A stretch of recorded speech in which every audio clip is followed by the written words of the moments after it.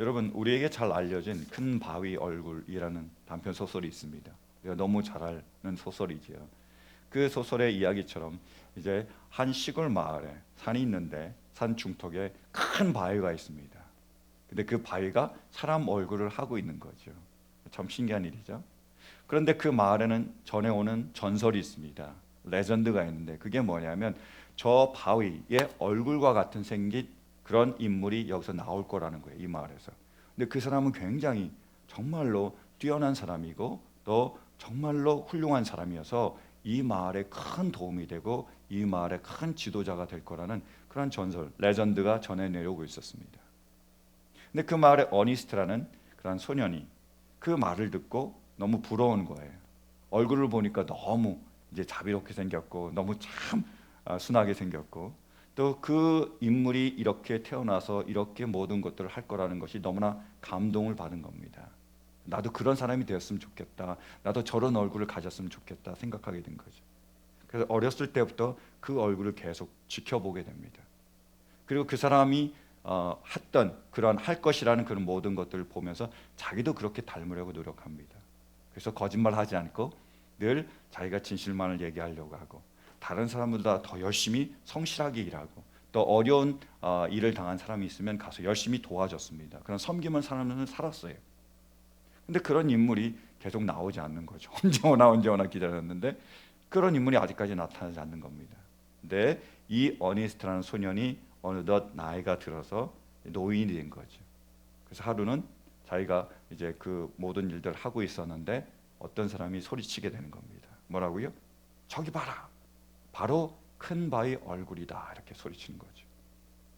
그 사람이 그 어니스트라는 소년이 계속 큰 바위 얼굴만 보고 그가 계속 그 얼굴을 담기를 원했더니 결국 그 바위 얼굴처럼 자신의 얼굴이 변한 거죠.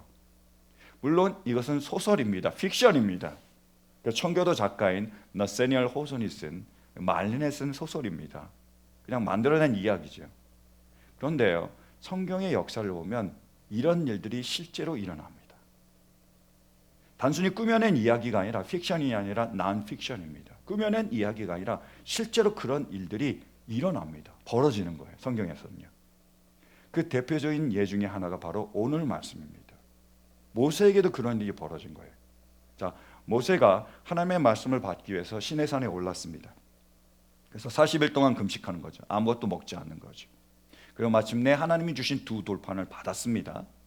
그리고 그 십계명을 받고 그 두 돌판을 받고 산에서 내려왔더니 어떻게 되냐면 얼굴에서 빛이 나는 겁니다. 아주 좋은 크림을 발라서 빛이 나는 게 아니고 엄청 좋은 그러한 화장품을 써서 빛이 나는 게 아니고 요즘 보니까 그런 화장품들도 되게 좋더라고요. 또 비싸더라고요. 그죠?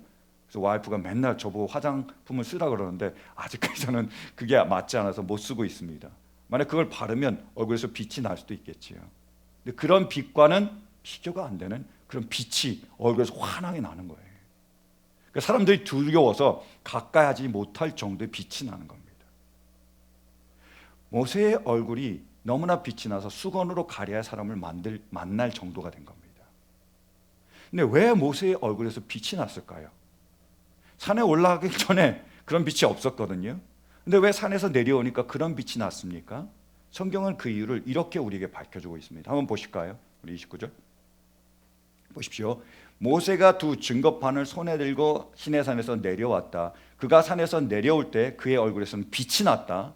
그 이유가 뭐냐면 주님과 함께 말씀을 나누었으므로 얼굴에서 그렇게 빛이 났으나 모세 자신은 전혀 알지 못하였다. 이렇게 기록했습니다. 얼굴에서 빛이 나는데 사람들이 가까이 하지 못할 정도로 그런 강한 빛이 나는데 그 이유는 뭐냐면 하나님과 산에서 말씀을 나눴습니다.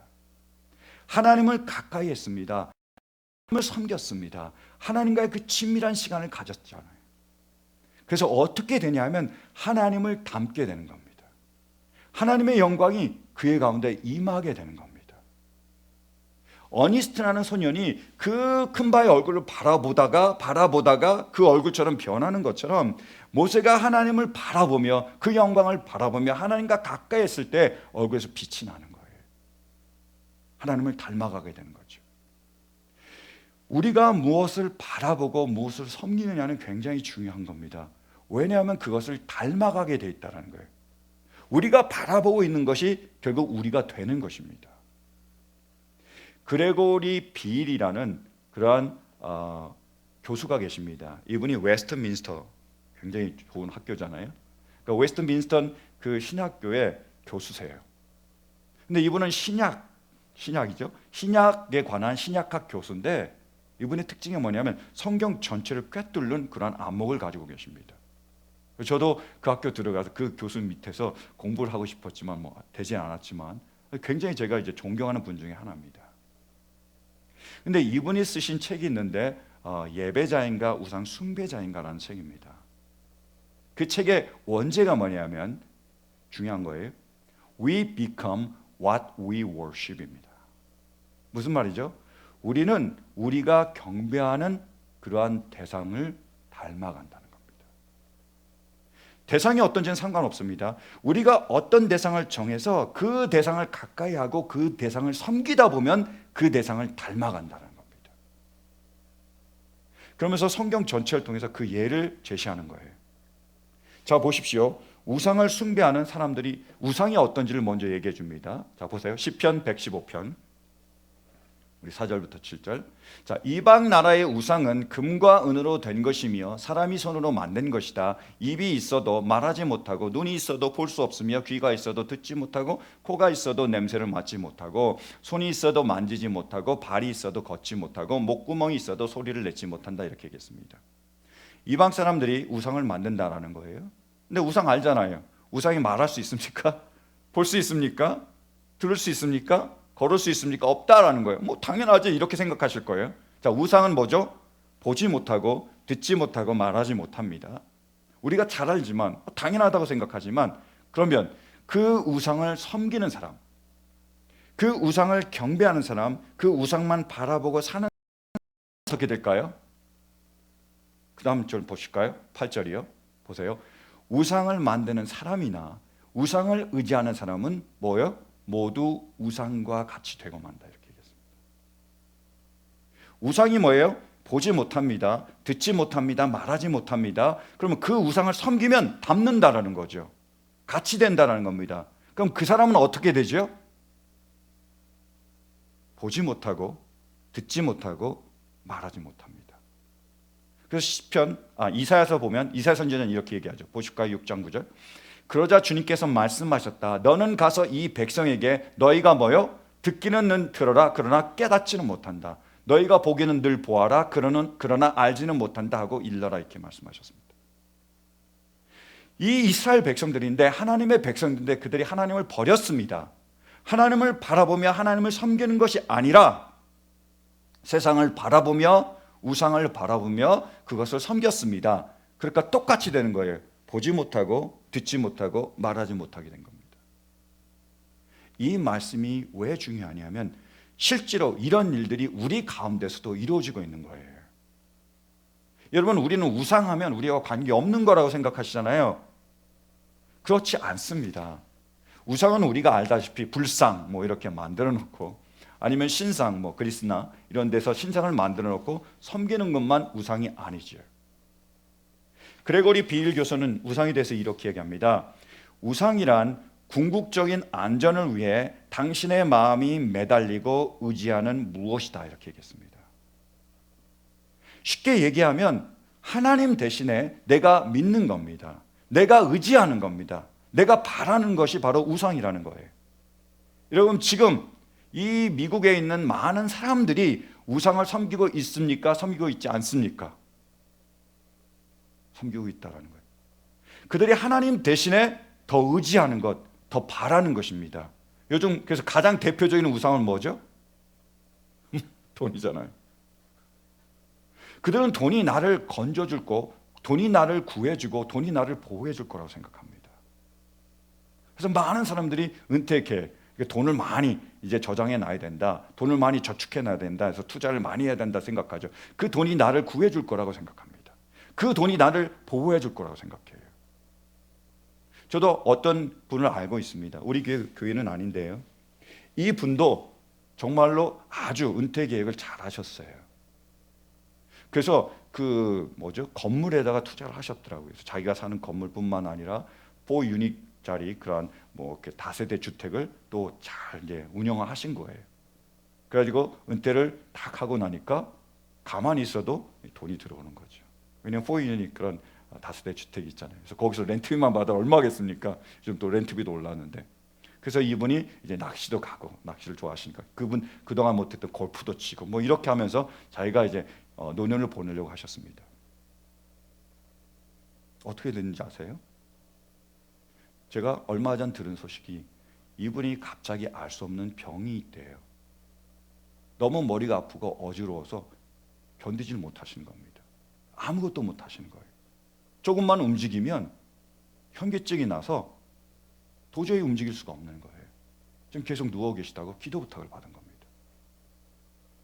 여러분, 우리가 의지하는 것, 우리가 믿는 것, 우리가 바라는 것, 그것이 우리를 건져줄 거라고, 우리를 보호해줄 거라고 생각하는데 실은 그것이 하나님이 아니라면 그것이 우상입니다. 돈이 될 수도 있고 건강이 될 수도 있고요, 실은 자녀가 될 수도 있습니다. 그런데 우리가 알아야 될 게 뭐냐면 하나님이 아니라 우리가 그런 것들을 의지하면, 예를 들어서 우리가 돈을 바라잖아요. 돈을 믿잖아요. 돈을 의지하잖아요. 돈만 바라보고 살면 어떻게 되는 거예요? 돈과 닮게 됩니다. 이걸 말씀해 주실 거예요. 그냥 그거를 원하고 그거를 바라고 그것을 위해 사는 것이 아니라 돈과 같이 된다는 겁니다. We become what we worship입니다. 이 사람은 돈과 같이 됩니다. 그래서 가장 중요한 문제는 뭐냐면, 여러분, 돈이 볼 수 있습니까 없습니까? 돈이 들을 수 있습니까 없습니까? 돈이 말할 수 있나요? 그러니까 이 사람은 돈만 바라보고, 아니면 이 사람은 그 우상만 바라보다가 결국 보지 못하고 듣지 못하고 말하지 못하게 되는 겁니다. 이런 일이 나타난다는 거예요. 어떻게 보지 못하고 듣지 못하냐 이렇게 생각하시죠? 그래서 예수님이 그렇게 말씀하신 겁니다. 요한복음 9장에 보면 예수님은 바리새인들을 향해서 이렇게 얘기하십니다. 보실까요? 9장 41절. 자, 보세요.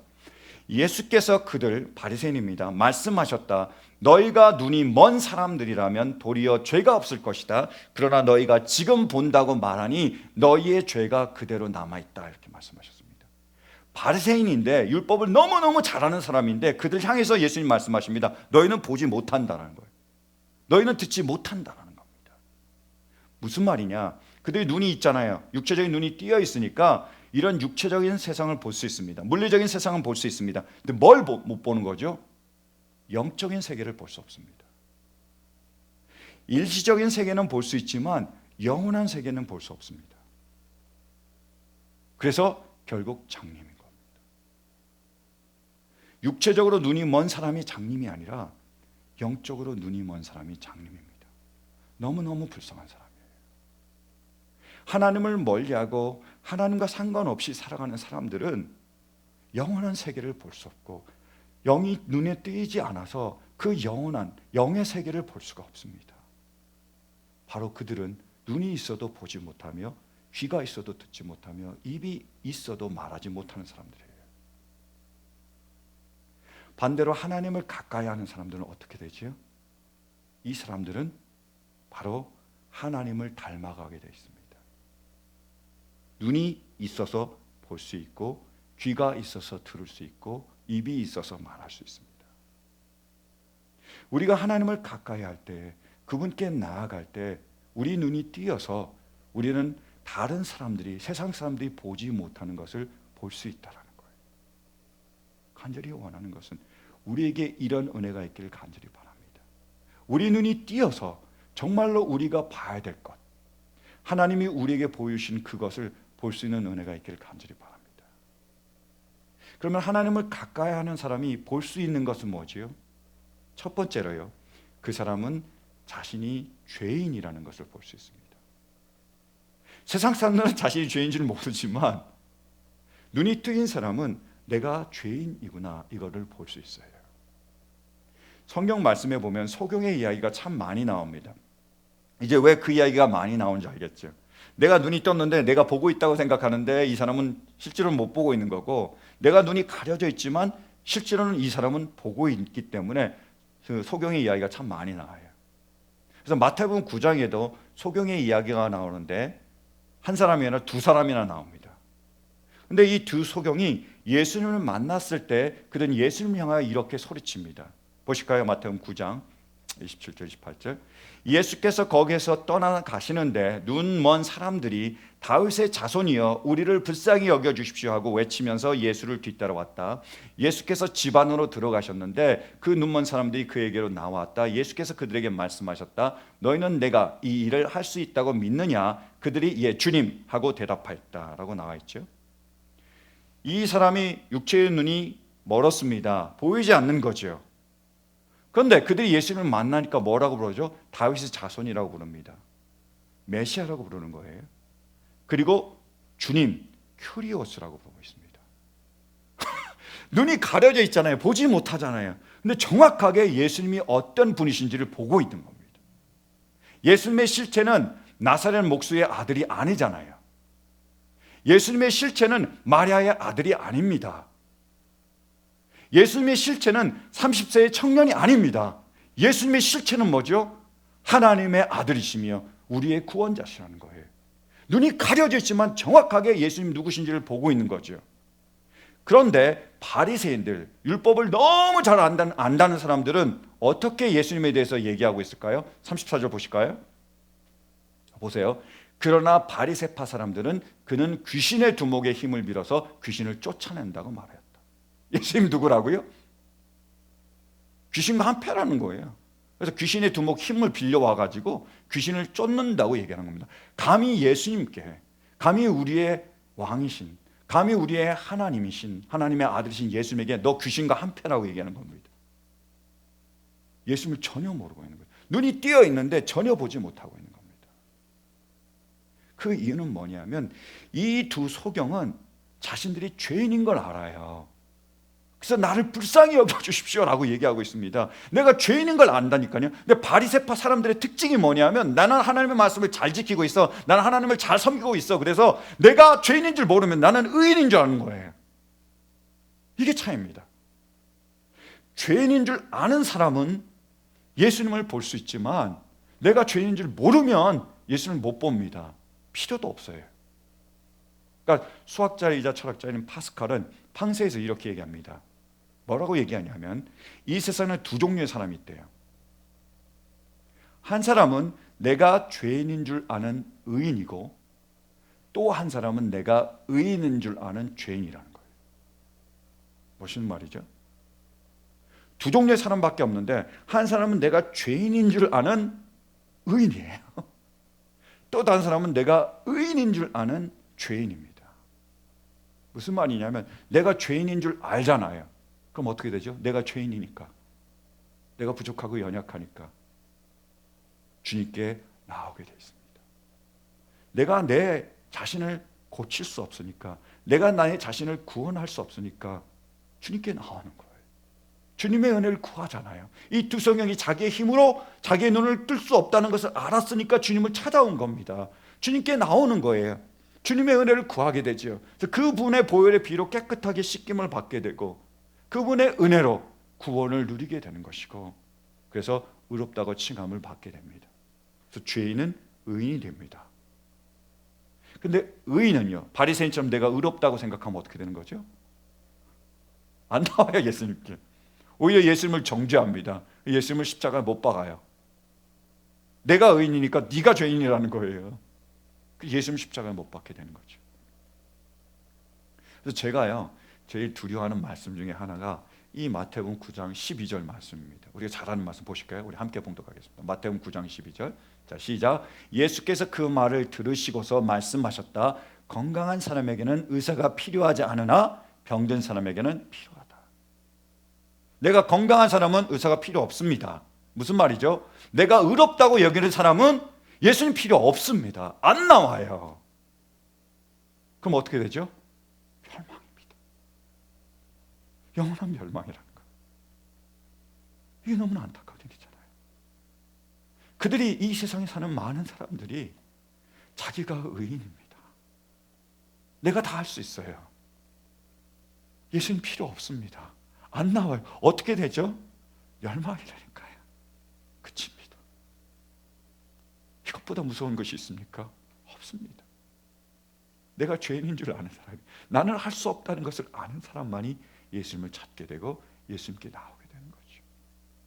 저는 우리에게 은혜가 임해서 내가 죄인임을, 내가 할 수 없음을 볼 수 있는 은혜가 있길 간절히 바랍니다.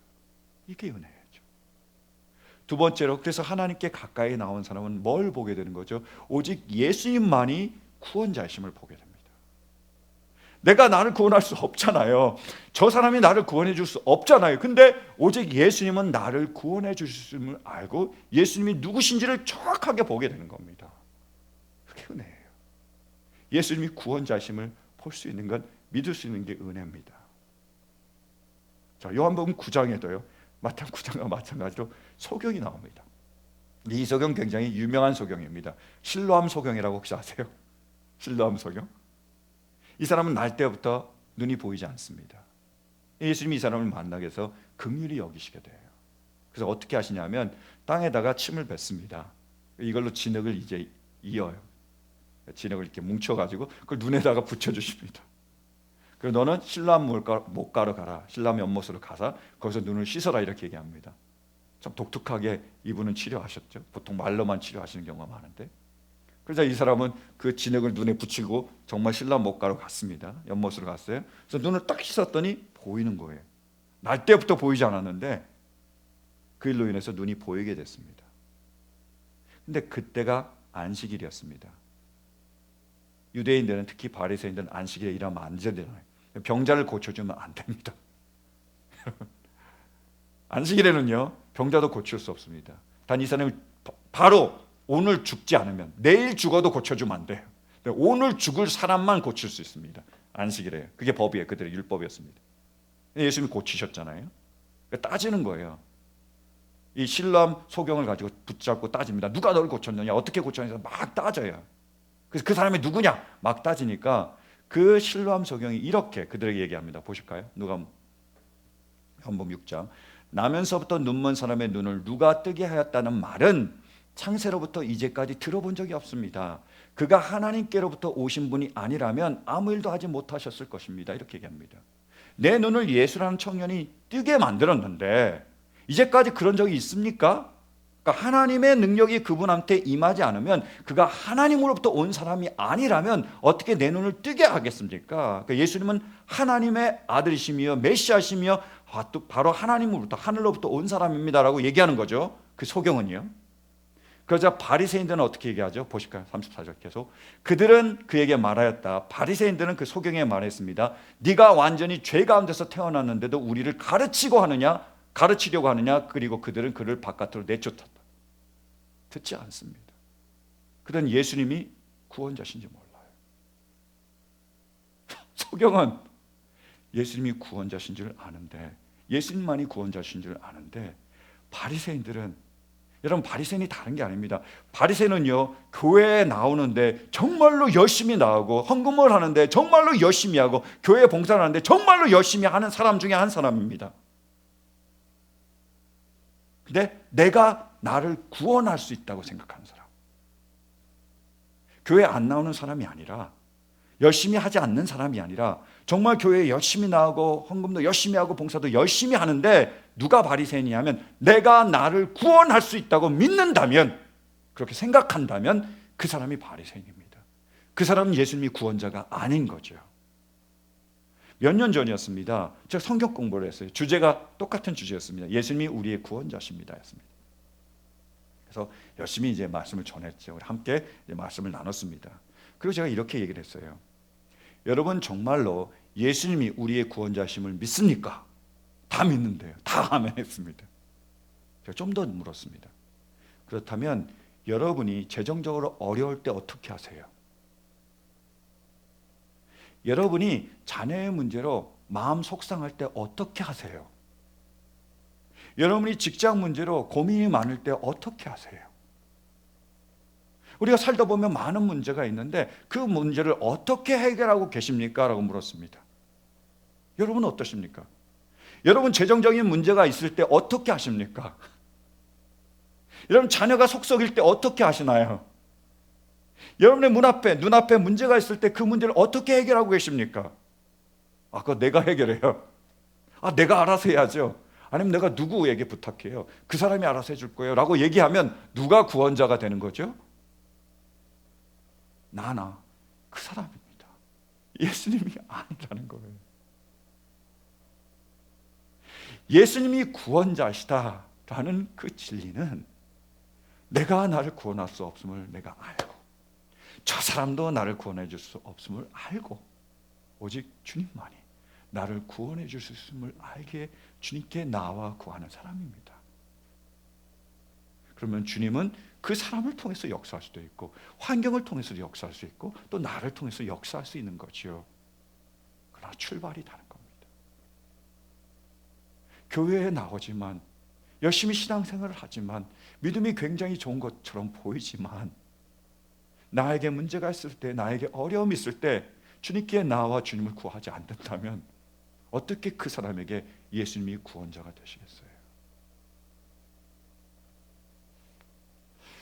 저에게 딸이 있습니다. 아시잖아요.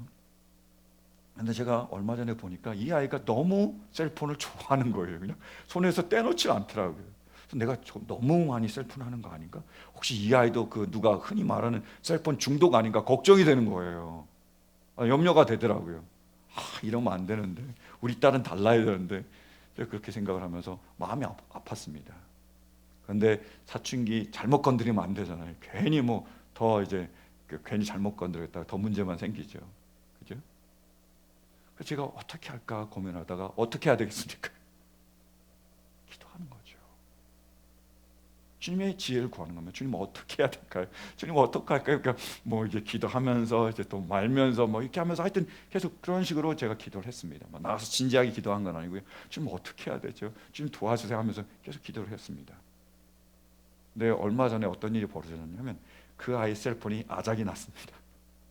이 아이가 그토록 애지중지하는 그 셀폰을 떨어뜨렸는데 그냥 스크린만 나간 것이 아니라 액정까지 완전히 나갔나 봐요. 안 켜지는 겁니다. 켜졌는데 이제 안 보이는 거죠. 작동이 안 되는 겁니다. 저한테 전화를 건 거예요. 아빠 이 셀폰 이렇게 했다고 좀 바꿔달라고. 제가 잘했습니다. 역시 하나님께서 기도하니까 응답하셨구나. 그래서 한 달 동안 내가 셀폰을 못 쓰게 하면 중독을 끊지 않을까? 보통 이제 술 중독 끊으려면 술을 멈추잖아요. 안 마시잖아요.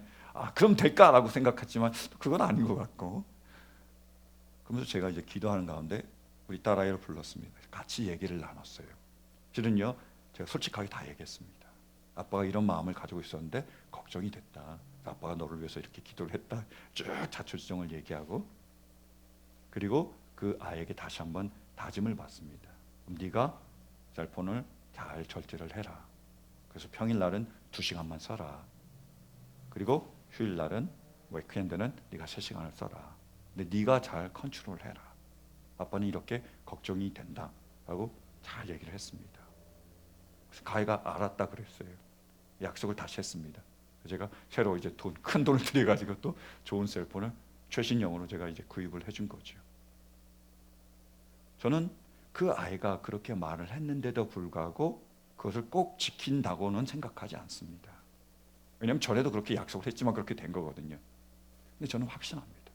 뭘 확신하냐면 우리가 주님께 나와요. 그분께 구하면 그분이 들으세요. 역사하십니다. 우리가 재정적으로 너무 어려웠을 때에 내가 이리저리 동문서주하면서 다녀서 구할 수 있습니다. 구할 수 있어요. 근데 내가 그렇게 구하면 주님과 나와의 관계는 아무런 상관이 없습니다. 그죠? 세상 사람들과 내가 다를 게 하나도 없습니다. 내가 자녀를 닥달하고 내가 자녀를 감금하거나 다리 몽둥이 부러지도록 내가 때리거나 하여튼 내가 자녀를 바꿀 수도 있을 거예요. 저는 안 된다고 생각하지만 여러분은 하실 수 있을지도 모릅니다. 근데 그렇게 한들 그것이 주님과 우리의 관계는 아무런 상관이 없습니다. 만약 그 모든 것들이 우리의 뜻대로 되고 우리의 마음대로 되고 우리의 계획대로 되고 우리의 행동하는 대로 다 된다면 실은 우리는 주님과의 관계를 쌓아갈 수가 없습니다. 우리는 절대로 주님이, 예수님이 나의 구원자이심을 우리는 알아갈 수가 없습니다. 머리로는 알죠.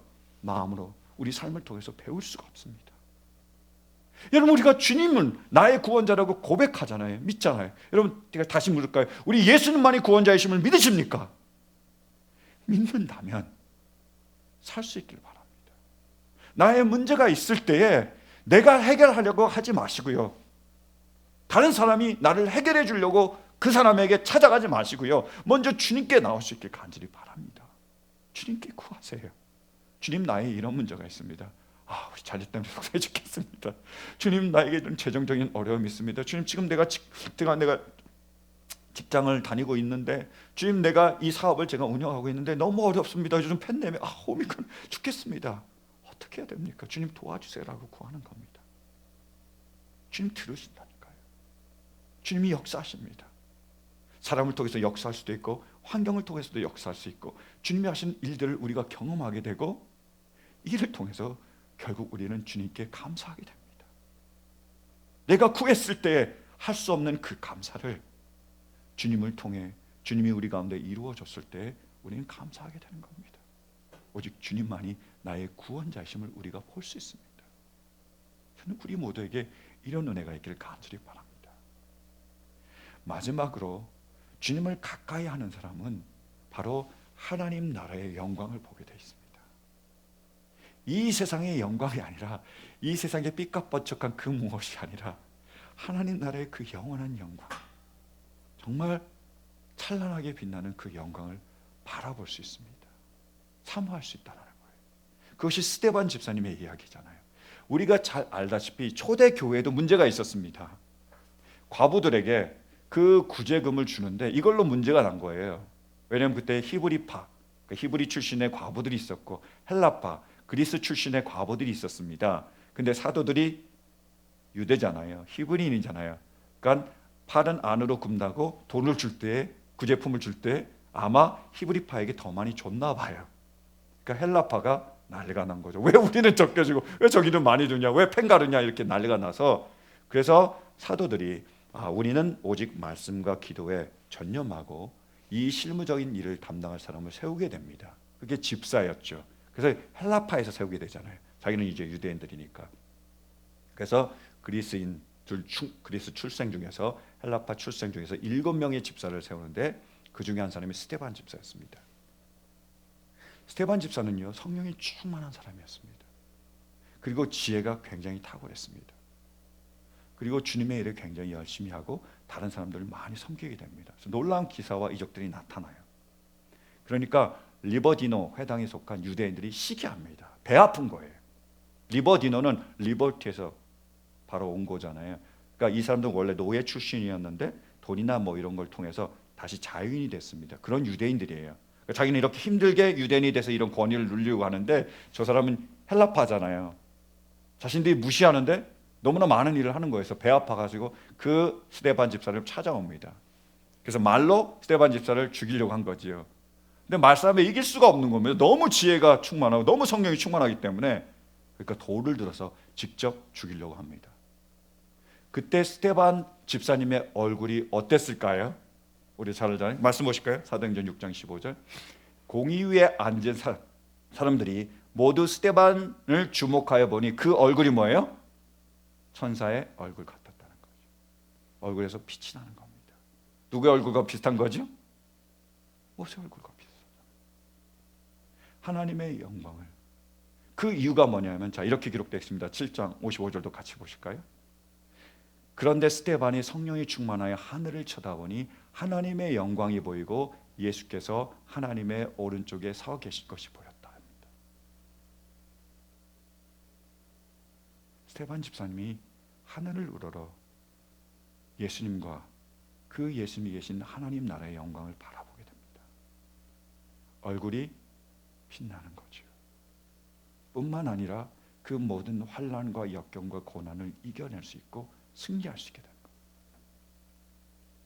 이 세상만 바라보면 절대로 이 세상을 이길 수가 없습니다. 내가 실망되고 내가 좌절되고 내가 낭망이 될 수밖에 없어요. 세상이 그런데요.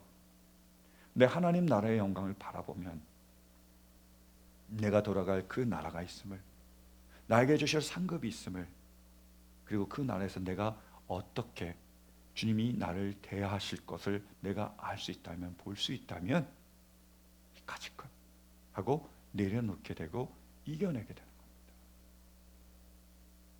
모든 믿음의 사람들이 이 세상을 바라보지 않고 하나님 나라를 바라보며 그분이 주신 그 영광을 바라보며 나를 반겨주신 그 예수님을 바라봤습니다. 그러니까 이 모든 것들을 이겨낼 수 있었던 거죠. 여러분, 내일을 영어로 하면 tomorrow라는 말이잖아요. tomorrow는 to와 morrow가 합쳐진 말입니다. to는 어디로라는 뜻이죠. morrow는 원래 morning, 아침에서 온 말입니다. 그래서 tomorrow가 뭐냐면 바로 아침으로라는 말입니다. 저녁에서 아침으로죠. 저녁의 그 어둠과 절망과 실망과 낭망에서부터 새로운 아침으로, 희망으로, 그 빛으로 가는 것이 바로 tomorrow입니다. tomorrow는 그런 의미를 가지고 있어요. 여러분, 우리는 하루를 얘기할 때 아침에서 저녁을 얘기하잖아요. 그죠? 그게 하루라고 생각하잖아요. 유대인들은 전혀 반대입니다. 유대인들의 하루의 개념은 저녁에서 시작해서 아침에 끝납니다. 재밌죠? 왜냐하면 창세기에 그렇게 기록되어 있습니다. 창세기를 자세히 보시면 아침이 되며 저녁이 되니 하루가 아니고요, 저녁이 되고 아침이 되니 하루입니다. 이게 하나님의 섭리입니다. 우리 하나님은 저녁을 아침으로 바꿔주시는 분이죠. 그 저녁을, 그 어둠을, 그 절망을, 그 낭망을, 그 고통을, 그 환난을 바꿔서 새로운 아침이 되게 하시며 희망이 되게 하시며 기쁨이 되게 하시며 평강이 되게 하시는 분입니다. 그래서 우리 주님이 오셨잖아요. 여러분, 2022년 한 해는 호랑이의 해가 아니라 기도의 해입니다. 우리에게 주신 이 기도의 해를 맞이해서 우리가 기도의 자리로 나아갈 수 있길 간절히 바라요. 주님과 대화를 나누며 우리의 모든 것들을 주님 앞에 아뢰며 주님과의 친밀한 시간을 가지길 바랍니다. 이 세상이 아니라, 이 세상의 문제가 아니라, 걱정거리가 아니라 오직 믿음의 주여 온전케 하신 그 예수님을 바라볼 수 있는 은혜가 있길 간절히 바랍니다. 그분이 하늘 영광을 버리시고 이 땅에 내려오셨습니다. 우리를 위하여 수치와 모욕과 고난을 당하셨습니다. 우리가 받을 걸. 우리의 죄를 대신해서 십자가에 달리셨습니다. 그 이유는 뭘까요? 바로 우리를 저 하나님 나라의 영광으로, 그 하나님 나라로 인도하시기 위함입니다. 그분이 우리를 십자가를 통해 구원하셨습니다. 그분이 우리를 반드시 구원하실 것입니다. 때로는 낭망이 되고 실망이 되지만 그 우리의 구원자 되신 우리 주님을 우리가 바라볼 수 있길 간절히 바랍니다.